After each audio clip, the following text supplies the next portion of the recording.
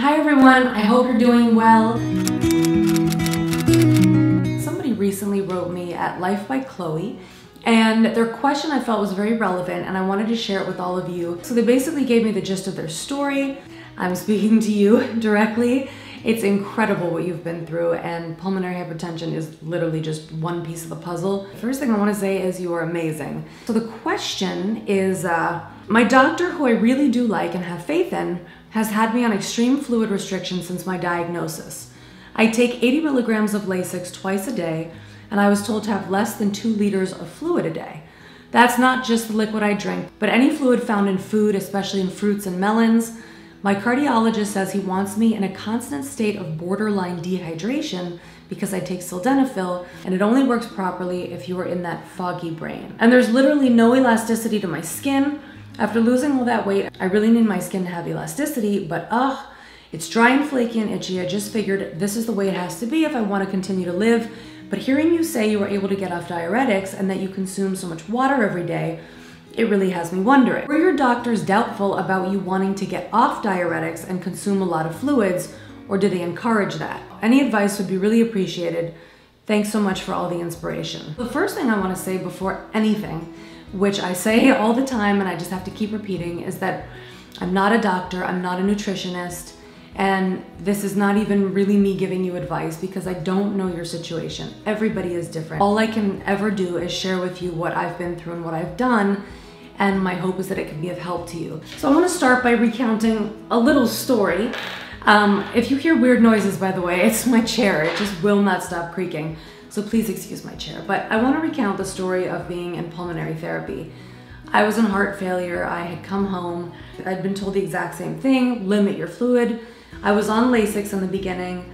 I was very scared to have a liquid of any kind. I was completely dehydrated. I went to pulmonary therapy and I was literally like a dead person sitting in a chair. I didn't have enough energy to stand to get on the treadmill. And at that time I was at the Pulmonary Wellness and Rehabilitation Center in New York City. And Noah Greenspan, whose place it is, came up to me in the class and he was like, "Have you had water lately?" And I was like, no, you know, I don't mess with that stuff, you know? He basically went to the water fountain, got a big glass like this of water, and said, "I want you to drink this glass of water." And I was like, "I'm not drinking that glass of water. They told me not to drink water. I can't drink water. Are you crazy?" I drank the water. All of a sudden it was like a plant that was completely dead, that had just been given life. I completely woke up. I was able to get onto the treadmill, do what I needed to do.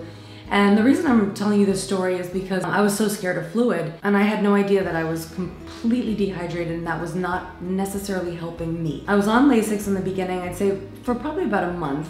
I was doing all my research with regard to nutrition and I was starting to eliminate all these things from my diet.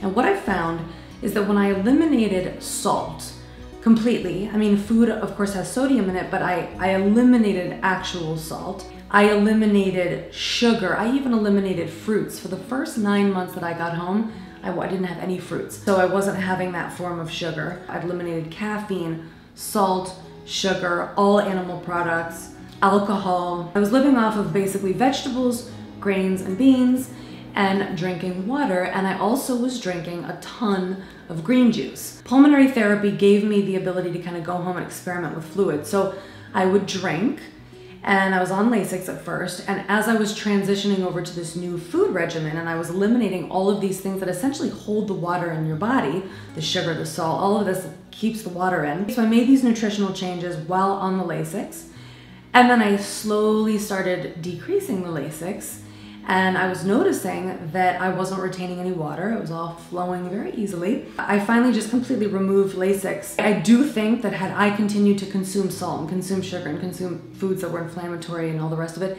that my body would have held onto the water and I would have experienced water retention. I really do feel that diet has been such an incredibly crucial element with regard to not retaining water. So the most important thing I think is to make sure that when you're trying something, you're being monitored. If you're able to contact the Pulmonary Wellness Center in New York, there may be a way that they could give you a recommendation as to whom to see in your village. I know that you live in a small village, so it's not as easy, but there might be someone a little bit further out that may make sense to go see that is in the pulmonary therapy world that could essentially help you get through this and kind of find the balance between too much water and not enough water, just so that you're not in a state of permanent dehydration. I really hope this has been helpful. As always, if you guys have questions, you can always leave them at lifebychloe.com. You can leave them on Facebook, on YouTube.